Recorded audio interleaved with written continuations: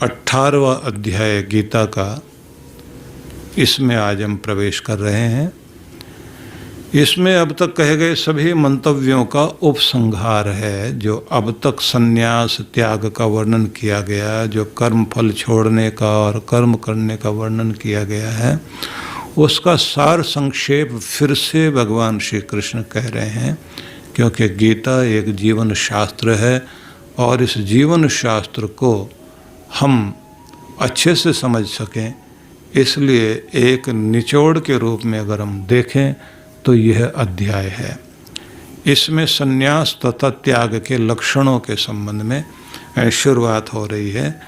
तो अर्जुन पूछ रहे हैं, अर्जुन उवाच संन्यासस्य महाबाहो तत्त्वमिच्छामि वेदितुम त्यागस्य च हृषिकेश पृथक् केशि निषूदन। हे महाबाहो, हे हृषिकेश, हे केशि निषूदन, मैं संन्यास का और त्याग का यथार्थ अभिप्राय पृथक पृथक रूप से जानना चाहता हूँ। यह पहले श्लोक में अर्जुन ने जिज्ञासा प्रकट की। यहाँ ये बात दिखाई देती है कि अर्जुन ने श्री कृष्ण को कहा महाबाहो, हृषिकेश, केशीन शूदन, ये शब्द का प्रयोग किया। इससे ये पता लगता है कि वह इतना सबको सुनने के बाद बहुत गदगद है और प्रभावित है। इसलिए बहुत आनंद के साथ में एक नहीं तीन संबोधन दे रहे हैं। और आखिरी संबोधन जो है वो जो दिया है वो बड़ा महत्वपूर्ण है।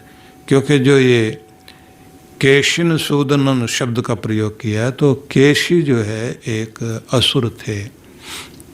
उस असुर के द्वारा जो कुछ उत्पात हुआ उसको श्री कृष्ण ने उसकी लीला समाप्त की। तो यहाँ ये दर्शाने की चेष्टा अर्जुन कर रहा है कि आप तो असुरत्व को नष्ट करने वाले स्वरूप हो और आपकी भुजाएं बहुत बड़ी हैं और आप सबके हृदयों में अपना प्रभाव बनाए रखते हैं। तो आपसे मैं ये जानना चाहता हूँ कि संन्यास और त्याग, इसका यथार्थ अलग अलग अभिप्राय क्या है। क्योंकि ये संन्यास और त्याग दोनों शब्द का वह अलग अलग अर्थ समझना चाहता है, जबकि संन्यास शब्द का प्रयोग भी छोड़ने से निकलता है और त्याग का अर्थ भी जो है छोड़ने से ही आता है। तो जैसे कहते हैं राजनीति से संन्यास ले लिया, तो राजनीति से संन्यास लेने का मतलब है राजनीति को छोड़ दिया। तो यहाँ उस संन्यास को हम नहीं मानेंगे कि किसी व्यक्ति ने कोई वस्त्र पहन लिए, कोई खास तरह के वस्त्र पहन लिए। संन्यास का मतलब यहाँ माना जाएगा त्याग, छोड़ देना। तो अर्जुन ये कहते हैं कि मैं दोनों का अलग अलग अर्थ समझना चाहता हूँ। तो लोग कहते हैं ना, समाज से संन्यास ले लिया, राजनीति से संन्यास ले लिया, पद से संन्यास ले लिया, दायित्व से संन्यास ले लिया। तो ये सब जो है उनको छोड़ दिया है। तो जो अपनी खुशी से छोड़ा गया है। तो अब आगे हम बढ़ते हैं। श्री भगवान वाच काम्यानाम कर्माणाम न्यासम संन्यासम कवयो विदुः सर्वकर्म फल त्यागम प्राहुस्त्यागम विचक्षणः। इच्छित कर्मों के न्यास को, त्याग को ज्ञानी जन संन्यास कहते हैं। तो न्यास छोड़ना, समन्यास अच्छी तरह से छोड़ना, यह बिल्कुल उस तरह से होता है जैसे फल पक करके अपने आप डाली से पृथक होता है। तो उस अवस्था को कहा जाता है कि उसने संन्यास लिया, उसको छोड़ा। तो उसी को वैदिक मंत्र में हम लोग पाठ करते हैं ना, उर्वारुकमिव बंधनान मृत्योर्मुक्षीय मामृतात्। उर्वारुकम एव, उर्वारुक की तरह से, उर्वारुक फल जो है खरबूजे के लिए कहा जाता है। कुछ लोग उसका अर्थ ककड़ी करते हैं। तो ककड़ी तो अपने आप नहीं छोड़ती है डाल को, खरबूजा छोड़ता है। ज़्यादातर उसमें जो है 10 फाँक होती हैं, उसके 10 लाइनें होती हैं खरबूजे में ज़्यादातर। बाहर जो आपके जो है 5 ज्ञानेंद्रिय और कर्म इंद्रियों का प्रतीक जो बनता है, और जब वो पक जाता है तो फिर उसकी सुगंध आने लग जाती है, वो बताता है मैं पक गया हूँ। और जैसे ही वो और ज़्यादा अपने मधुरता से भर जाता है तो डाल से पृथक हो जाता है। तो ये माना जाता है कि जब व्यक्ति जो है ज्ञान इंद्रियों से, कर्म इंद्रियों से और अपने अंतःकरण से, भीतर से परिपक्व अवस्था में आ जाता है, तब फिर उसको छोड़ना नहीं पड़ता, अपने आप चीज़ें छूट जाती हैं। काला कलेश की दुनिया से दूर हो जाएगा, राग विराग की दुनिया से दूर हो जाएगा। तो जो अपने आप छूटता जा रहा है, अपने आप पृथक हो रहा है, उसे पता भी नहीं कि क्या छूट गया है, वो आगे बढ़ता जा रहा है, पीछे चीज़ें छूटती जा रही हैं। आप रेलगाड़ी में बैठे हुए हैं तो आप देखते हैं कि स्टेशन पीछे छूट रहे हैं, तो आपको ये अंदाज नहीं होता क्या छूट रहा है, आपको तो हम आगे बढ़ते जा रहे हैं, बस इसका ध्यान होता है। तो वह परमात्मा की ओर, अपने आनंद की ओर बढ़ता जा रहा है। तो इस बात का उसे अपनी शांति का, संतुष्टि का ध्यान होता है। तो पीछे क्या क्या छूट गया इस चीज़ पर ध्यान नहीं होता। और जिसका ध्यान पीछे रह जाता है फिर वो सन्यास नहीं माना जाता। तो सन्यास वो है जो आपका श्रद्धा भाव से, प्रेम पूर्वक अपने आप छूटता जाता है। तो व्याख्याएं तो आगे की गई हैं, लेकिन श्री कृष्ण कह रहे हैं इच्छित कर्मों के न्यास को, त्याग को ज्ञानी जन सन्यास कहते हैं। अन्य बुद्धिमान पंडित जन समस्त कर्मों के फल के त्याग को त्याग कहते हैं। तो काम्य कर्मणि शब्द का प्रयोग यहाँ, काम्यानाम कर्माणाम न्यास। तो जो काम्य कर्म है, तो काम्य कर्म जो है कामनाओं को लेकर, लक्ष्य को लेकर किए जाने वाले कर्म, जैसे हम लोग देखते हैं अश्वमेध आदि यज्ञ जो है विशेष अनुष्ठान, विशेष लक्ष्य की प्राप्ति के लिए किए जाते हैं। परंतु बुद्धिमान जन सभी नित्य और नैमित्तिक कर्मों के फल के त्याग का अभिप्राय त्याग मानते हैं।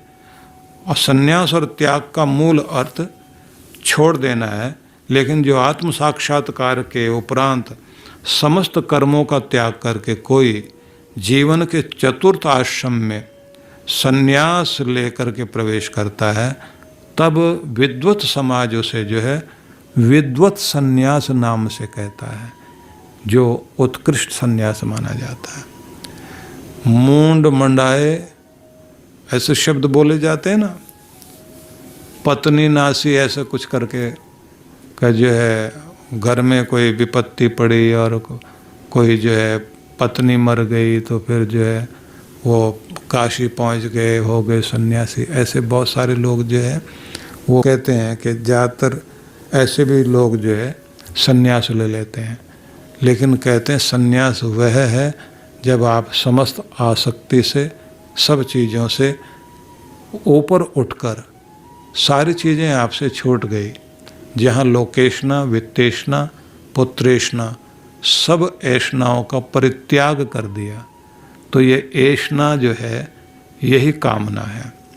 और ऐषणा हर एक आदमी की ज़िंदगी में, क्योंकि 3 ऐषणाएँ बड़ी महत्वपूर्ण मानी गई है।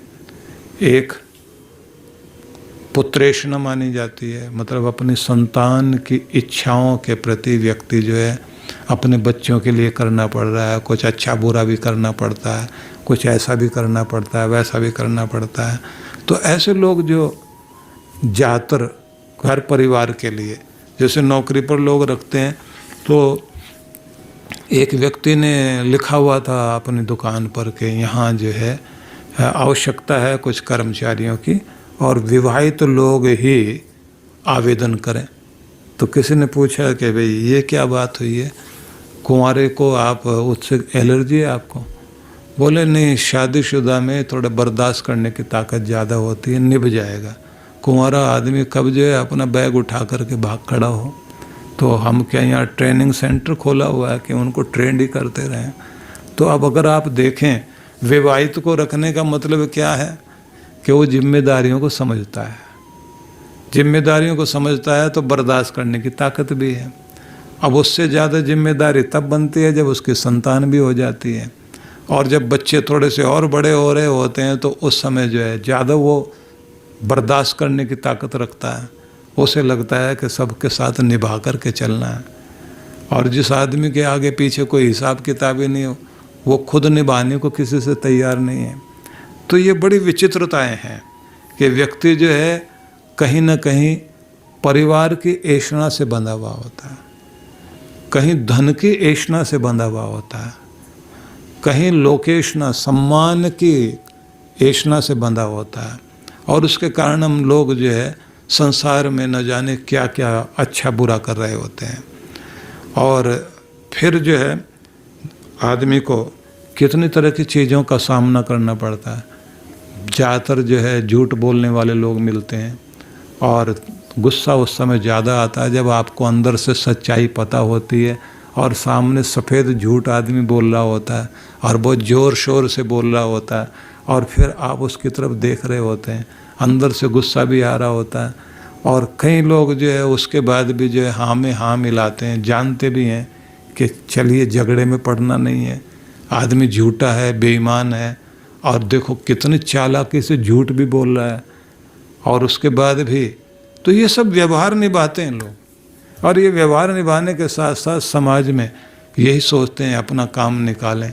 तो इस स्थिति में फिर देखने में आया है कि व्यक्ति उस परम की ओर चल पाने में समर्थ नहीं हो पाता, क्योंकि उसको संसार में जीना है, इन बंधनों के बीच जीना, षड्यंत्रकारियों के बीच में जीना है।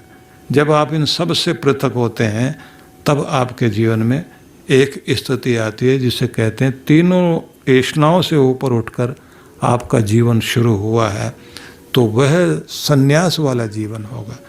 यहाँ ये बात देखने की है कि आपके वस्त्र किसी भी तरह के हो सकते हैं, आपका आंतरिक रूप अगर संन्यास वाला हो गया है तो वह रूप आपको शांति देगा।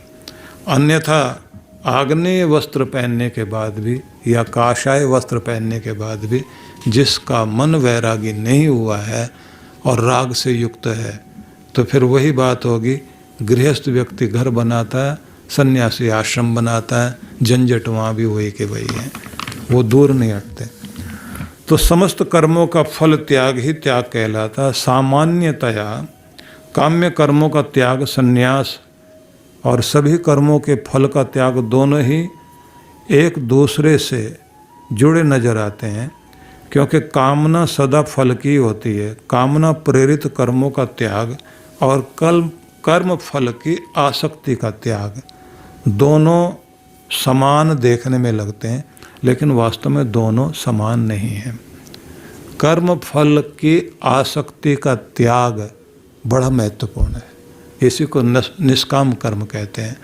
आसक्ति का त्याग, यह त्याग अपने आप में महत्वपूर्ण है। इसलिए बात ध्यान रख लीजिए कि आप अपना कर्तव्य निभाते जा रहे हैं। कोई व्यक्ति फूल के बीज बो रहा है और एक ऐसा यात्री है जो फिर इस प्रदेश में नहीं आएगा, वो तो घूमने के लिए आया था और अपने प्रदेश में उस प्रदेश से घूम करके अपने प्रदेश में जा रहा है, उसका फिर उस मौसम में लौटना भी नहीं होगा। लेकिन एक इच्छा ज़रूर है कि फूल खिलें, मुस्कराएं और इन्हें देखकर दूसरों को आनंद बढ़े। लेकिन मैं आकर इसका आनंद लूं, ये इच्छा नहीं है। लोग मुझे अच्छा कहें, इसकी इच्छा नहीं। मैं अपने आनंद में और अपनी अच्छाई में आनंदित रहूं, बस ये कामना जरूर है। तो अब वो यज्ञ बन गया, उसका कार्य एक यज्ञ बन गया। जिन लोगों ने ये सड़कों के किनारे पहले समय में पेड़ लगाए, प्याऊ बनवाई, कोई आएगा, पानी पिएगा, विश्राम करेगा, रास्ते में अगर किसी को भूख लगे और फलदार वृक्ष हैं, उनके फल तोड़ करके वो खा ले, उसका पेट भर जाए। कितनी तरह की कामनाएं लोगों के मन में रही, जो कामना होकर भी कामना नहीं। मुझे लाभ होगा नहीं, सबको लाभ हो, मुझे प्रशस्ति मिले, नहीं, बस ये देखकर और लोगों के मन में भी भावना आए कि अच्छे काम करते रहना चाहिए। तो किसी ने धर्मशाला बनवाई, किसी ने प्याऊ लगवाई, किसी ने तालाब खुदवाया। पहले समय में तालाब खुदवाते थे लोग, ज़मीनें लेकर के रख लेते थे। पानी का बहाव इधर की तरफ है, यहाँ पानी इकट्ठा होता है, भूमि किसी की है, अपना पैसा देकर सब और से ज़मीन ले ली। उसके बाद तालाब खुदवा रहे हैं। तालाब खुदवा करके आप देखिए ना, दरभंगा शहर में जो है दाई का तालाब है। एक दाई ने जो है वो अपने सारे पैसे ला करके दिए थे। बड़ी अद्भुत कहानी है, किसी समय में उस पर चर्चा होगी। लेकिन मैं ये निवेदन करना चाहता हूँ, ऐसे लोग कि जिस जगह से हमने कुछ लिया है हम वहाँ कुछ लौटाएं और मेरा नाम नहीं रहे, नाम जो है भगवान का हो। तो ये सारी चीज़ें जो हैं व्यक्ति के जीवन में जब त्याग आता है तो वो त्याग के पीछे प्रेम है और त्याग के कारण प्रेम आता है। सैक्रिफाइस जो है वो प्रेम को उत्पन्न करता है। जहाँ त्याग की भावना है वहीं प्रेम है। एक दूसरे के लिए त्याग करने से प्रेम बढ़ता है। भाई भाई के लिए त्याग करने के लिए तैयार होता है। राम जी की कथा में यही तो आता है कि भरत और राम दोनों के दोनों राजगद्दी को ठोकर मार रहे हैं, नहीं तुम लो, गेंद बना दिया राजगद्दी को। इन्होंने लुढ़का करके भरत के पाले में पहुंचा दिया। अब भरत जो है वो वन में चला गया और उनकी खड़ाऊ लेकर आ गया कि नहीं, मैं राजगद्दी पे नहीं बैठूंगा। 14 वर्षों तक भारत में खड़ाऊ राज करती रही। जहाँ दुनिया के अलग अलग देशों में अलग अलग स्थानों में राजगद्दी के लिए लड़ाई झगड़ा खून खराबा होता है, अब वहाँ कितना प्रेम है कि भरत ये कहते हैं कि अगर आप 14 वर्षों से एक दिन भी अधिक करके वापस नहीं आए तो फिर मेरी चिता तैयार है, मैं एक एक दिन गिन रहा हूँ। और जिस तरह से राम जी पर्ण कुटिया में रह रहे हैं, पत्तों का बिछौना बिछा कर सो रहे हैं, वैसे भरत भी नंदीग्राम में जा कर के उसी तरह से पत्तों की कुटिया बनाकर और वैसे पत्तों का बिछौना रख करके वैसे सोते हैं। तो ये अद्भुत त्याग एक दूसरे के लिए किया जा रहा है और इसी के कारण प्रेम है। यहाँ राजगद्दी महत्वपूर्ण नहीं है। और दूसरी वो भोगवादी संस्कृति है जिसका प्रतीक जो है रावण है। भाई का भी हक छीन लिया, दूसरे का हक भी छीन लिया। उसी संस्कृति में हम देखते हैं एक तरफ वानर संस्कृति है जिसमें बाली है, भाई का अधिकार उसकी पत्नी को भी छीन करके अपने घर में रख लिया, उसके सारे अधिकार छीन लिए, उसको जीवन बचाने की मुश्किल हो गई है, किष्किंधा की गुफा में के साथ बैठे हुए हैं। अब जरा सोच सकते हैं कि एक तरफ अधिकारों को छीनने की चर्चा है और भोगवादी संस्कृति ऐसी उनकी कि रावण जो है बहन भी इतनी उच्छृंखल है कि जो भोगवादी संस्कृति में देखने को मिलता है कि कुछ भी करने के लिए, किसी भी के साथ में किसी तरह का व्यवहार करने के लिए व्यक्ति जो है निवेदन करने लग जाए, तो इससे पता लगता है कि हमारी देव संस्कृति कितनी ऊंची संस्कृति रही है, क्योंकि ये त्याग वाली संस्कृति है। श्री कृष्ण उस त्याग वाली संस्कृति के संबंध से इस अध्याय की शुरुआत करते हैं। अद्भुत संदेश है ये, इसलिए इसको सिर्फ साधारण ढंग से नहीं लिया जाना चाहिए। हम अपनी त्यागवादी संस्कृति को महत्व दें, क्योंकि इस संस्कृति में एक बड़ी विशेष बात है। 8 साल का बच्चा माता पिता को त्याग करके गुरु के आश्रम में जा रहा है, 16 साल वहाँ लगाता है, 24 साल का होने के बाद भी वापस लौट रहा है, गृहस्थ में प्रवेश करना है, उसने गृहस्थ होना है। अब गुरु उस समय विदाई दे रहा है, मेरी अच्छाइयों को साथ लेकर जाना, कोई बुराई रह गई हो मेरी ज़िंदगी में उसको यहाँ छोड़ देना। यान्यस्माकं सुचरितानि तानि त्वयि उपास्यानि नो इतराणि, ये उपनिषद के संदेश हैं। तो इसलिए हमारी इस पूरी संस्कृति त्याग पर ठहरी हुई है। गीता के इस अंतिम अध्याय में हम 3रे श्लोक में आज प्रवेश कर रहे हैं और यह श्लोक जिसमें अभी हम प्रवेश करते हुए चिंतन करेंगे, इससे पूर्व यह जान लेना बहुत आवश्यक है कि गीता में आसक्ति और संग दोष को त्यागने के संबंध में बहुत जोर दिया गया है। त्याग को अत्यधिक महत्व इसलिए दिया गया क्योंकि हमारी भारतीय संस्कृति में त्याग का महत्व है, क्योंकि हमारी संस्कृति भोगवादी संस्कृति नहीं है, यह त्यागवादी संस्कृति है। और इसमें यह नियम निश्चित रूप से कार्य करता है कि हर चीज संसार की प्रतिक्षण बदल रही है, और हर चीज जो बदल रही है तो हमारा संयोग और हमारा प्राप्त कुछ भी है वह भी थोड़े समय के बाद आगे जा रहा होता है। मतलब यह है कि मिला है छोड़ने के लिए, त्यागने के लिए। लेकिन दो बातें बड़ी महत्वपूर्ण है। स्वेच्छा से जो छोड़ा जाए आनंद पूर्वक, तो उस छोड़ने में व्यक्ति को प्रसन्नता होती है।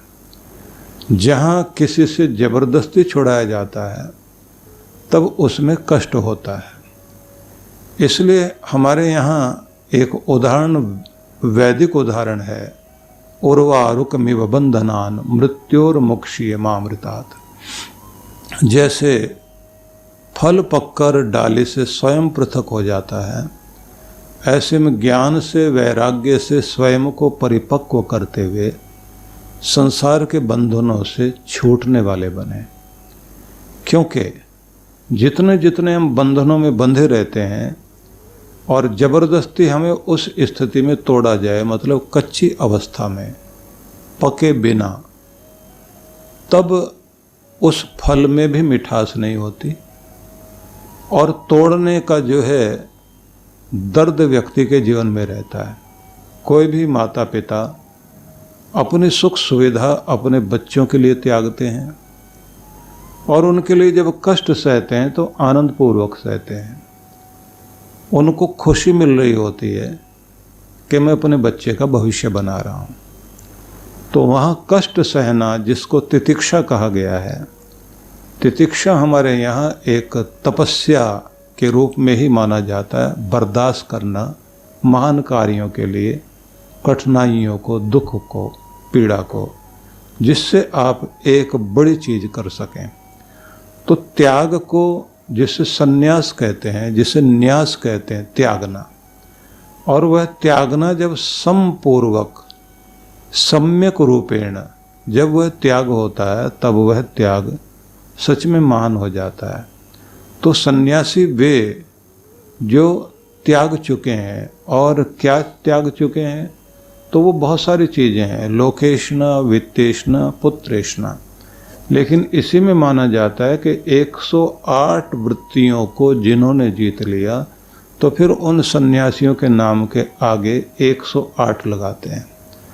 और 1008 भी माना जाता है कि जितनी भी तरह की कुप्रवृत्तियाँ हो सकती हैं, उन सबको जीतकर जो व्यक्ति उस शिखर तक पहुँच गया कि जहाँ वह निष्पाप और निष्काम हो गया, तब वह स्थिति में 1008 भी लगाएं या फिर किसी को अनंत श्री विभूषित कहें। यद्यपि ये शब्द केवल भगवान के लिए ही प्रयोग होता है, लेकिन कभी कभी हम लोग अपनी भावुकता में आकर के अनंत श्री विभूषित भी बोलते हैं, अनेक तरह के शब्दों का प्रयोग करते हैं। तो इसलिए आइए अब हम लोग तीसरे श्लोक का ध्यान रख करके इसका चिंतन करते हैं। त्याज्यम दोष वदित्य के कर्म प्राहुर मनीषिणः यज्ञ दान तपः कर्म न त्याज्यम मिति चापरे।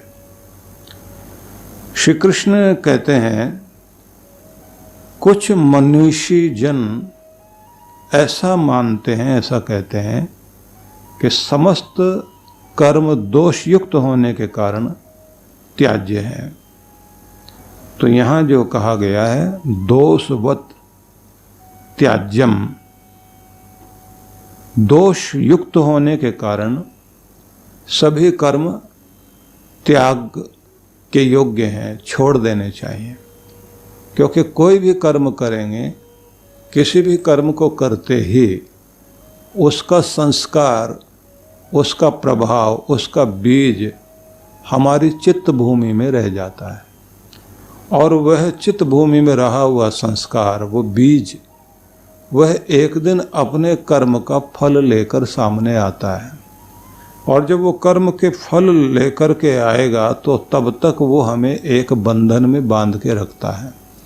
इसी के अनुसार आवागमन का चक्र चलता है, इसी के अनुसार सुख दुख का चक्र चलता है।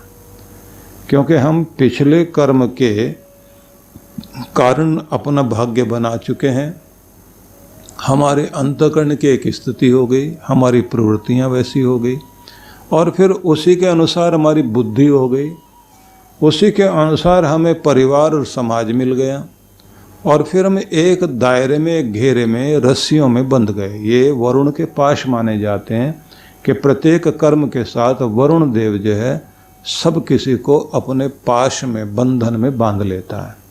और जो पाश में बंध गया तो मजबूर है। जैसे पशु जो है, पशु को पशु इसलिए कहते हैं क्योंकि वो पाश में बंधा हुआ है।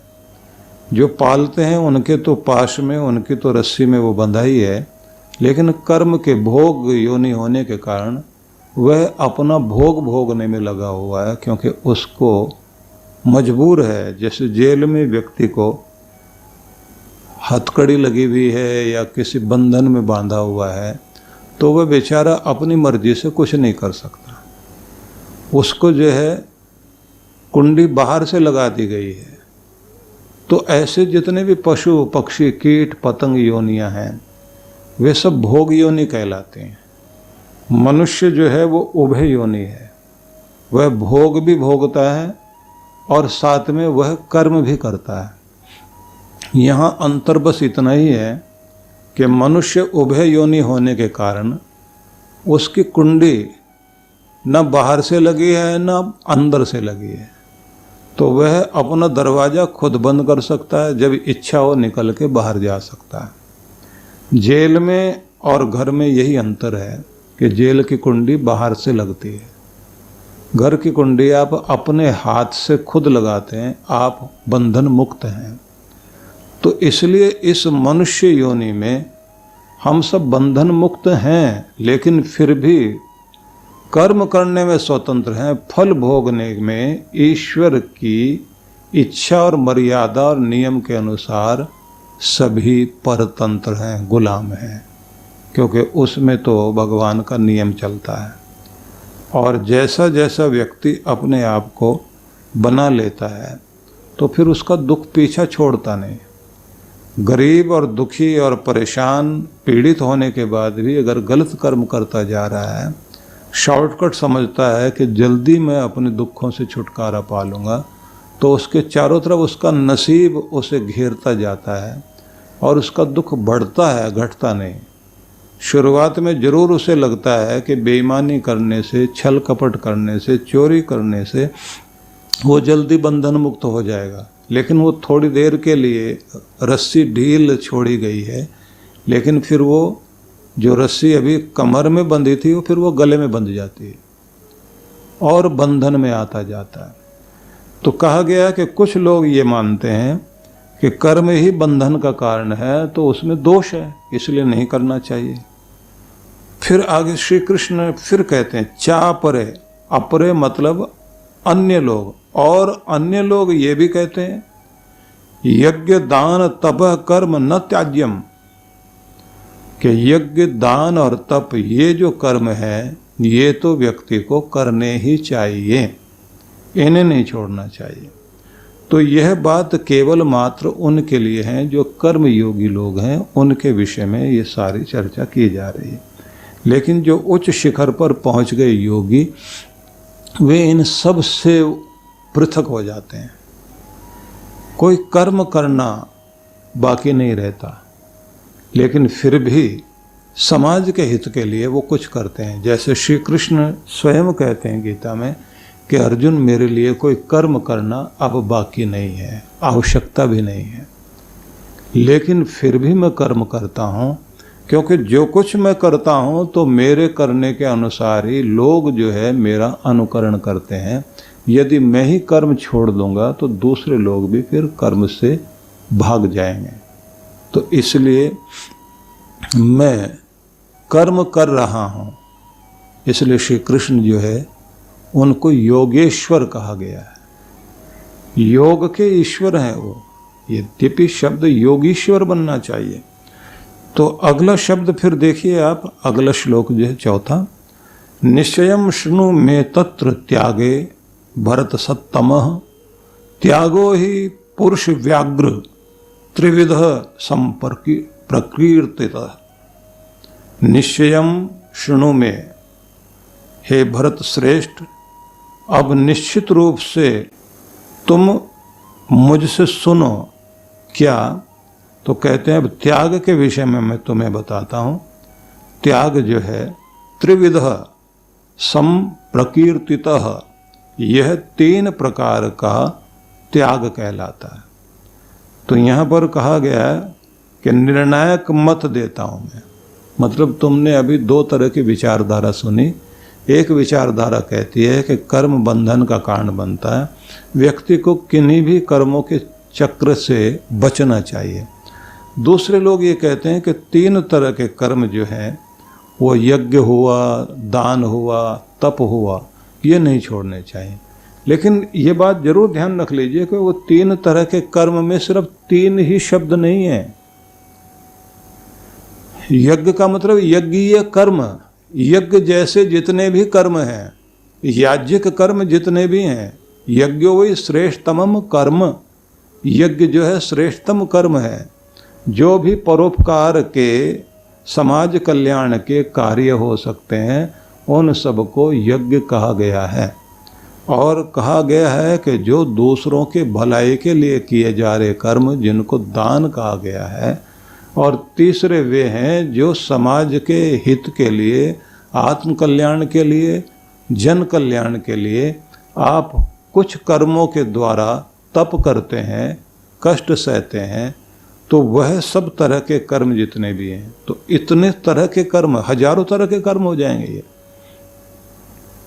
लेकिन फिर अगर उनको समेट कर कहें तो याज्ञिक कर्म, तप के द्वारा जो आप कर्म कर रहे हैं, मतलब अपने पाप ताप को जलाने के लिए जो कर्म कर रहे हैं, और जो पुण्य के लिए ही नहीं समाज के हित के लिए कर्म कर रहे हैं, तो कहते हैं ये तो तुमने कभी छोड़ना ही नहीं है। सीधा अर्थ हुआ कि हर दिन जन कल्याण के लिए, बल्कि जन शब्द भी हटा देना चाहिए, प्राणी मात्र के कल्याण के लिए व्यक्ति को कार्य करना चाहिए। दूसरी बात, प्रत्येक व्यक्ति को आत्मशोधन का कार्य और समाज के शोधन के लिए अगर कष्ट भी सहना पड़ता है तो तप करना चाहिए। और याज्ञिक कर्म वो कहलाएंगे जो सबके हित के लिए, पूरे ब्रह्मांड के हित के लिए जो कार्य किया जाए, ब्रह्मांड को भी कोई किसी भी तरह से कोई हानि ना पहुंचे, इस तरह के जितने भी कर्म हैं उनको करना चाहिए, उन्हें छोड़ना नहीं चाहिए। तो ये 3 तरह के कर्म है जो बताए गए, इनको भी इन्होंने कहा कि अब मैं तुम्हें बताता हूँ कि इनको भी ये जानो कि ये सब जो तुम्हें बताए गए हैं, इसमें एक शब्द और तुम समझ लो कि जो त्याग कहा जाता है कि त्याग करना चाहिए, तो त्याग भी 3 तरह का है। अब वो 3 तरह का जो त्याग है, जिसको सात्विक, राजसिक और तामसिक कहा गया है, कि वो 3 तरह के त्याग के बारे में भी तुम जानो। और इसलिए बहुत लोगों ने अपने नाम के आगे त्यागी शब्द लगा दिया, महात्यागी शब्द लगा दिया, तपस्वी नाम लगा दिया, सन्यासी नाम लगा लिया, परिव्राजक नाम लगा लिया। परिव्राट शब्द जो है ये सब प्रयुक्त होते हैं। एक शब्द है सम्राट और एक है परिव्राट। तो जो सम्राट है वो तो राजा है, पर राजाओं से भी बड़ा जो राजा है वो परिव्राट है, जिसको मतलब सन्यासी के लिए परिव्राट शब्द का प्रयोग किया जाता है। यति भी कहते हैं,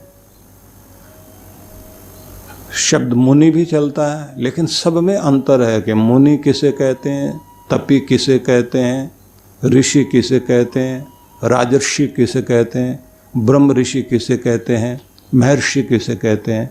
तो ये सब की अलग अलग श्रेणी है, तो इस पर अलग से किसी समय में चर्चा होगी। तो कहा गया है कि त्याग की वास्तविक प्रकृति को तुम समझो।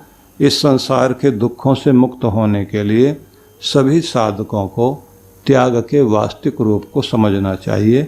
इसलिए श्री कृष्ण जो है इस निर्णायक मत को देते हैं, निश्चय करते हैं कि अब जो है तुम मुझसे त्याग के 3 रूप जरूर सुनो। अब वो 3 रूप क्या हैं, तो अब समझा रहे हैं। 5वां श्लोक देखिए, यज्ञ दान तपः कर्म न त्याज्यम कार्यमेव तत् यज्ञो दानम तपश्चैव पावनानि मनीषिणाम। यज्ञ दान तप ये जो कर्म है, न त्याज्यम, यज्ञ दान तप का त्याग कभी नहीं करना चाहिए। ये कर्म करने योग्य हैं, कार्यमेव तत्, ये कर्म करने योग्य हैं। यज्ञो दानम तपश्चैव, यज्ञ दान तप और कर्म यह बुद्धिमानों को पवित्र करने वाले कर्म हैं। जो समझदार विवेकी लोग हैं उन सब को पवित्र करने वाले जो कर्म हैं वो ये 3 ही हैं। यज्ञ ध्यान और तप को इन्हें कभी भी छोड़ना नहीं चाहिए। ये कर्म करने योग्य हैं। यज्ञ दान तप कर्म बुद्धिमानों को पवित्र करते हैं। मनीषी जनों को, बहुत बड़े चिंतक लोगों को, जो हर चीज की बारीकी में जाने वाले लोग हैं, तो उन बुद्धिमानों को भी अगर उनको हम समझें कि उनकी बुद्धिमत्ता में पवित्रता लानी है, तो ध्यान रखना चाहिए कि उन्हें भी यज्ञ दान तप आदि कर्म करने चाहिए, छोड़ने नहीं चाहिए। तो इसकी व्याख्या आवश्यक है, क्योंकि बहुत लोग जो है वो बड़ी बुद्धिमत्ता के साथ कहते हैं कि संसार के कल्याण के लिए, प्राणी मात्र के कल्याण के लिए जो है एक यज्ञ पेड़ लगाना है। क्योंकि ये भी, जितने भी पेड़ हैं वह एक तरह के यज्ञ कुंड हैं, भगवान की ये यज्ञ वेदी हैं, इन्हें लगाना चाहिए। लेकिन कमाल की बात यह है कि बुद्धिमान बोल रहे हैं, कर नहीं रहे। दिमाग वाले लोग हैं लेकिन वो कर नहीं रहे इस काम को, जिसका परिणाम यह है कि कहने वाले बहुत हो गए, करने वाले नहीं हैं। तो इसको हम और समझेंगे। मैं आज के, क्योंकि ये कार्यक्रम का समय पूर्ण हो गया, तो अगले सत्र में हम लोग इसको समझेंगे।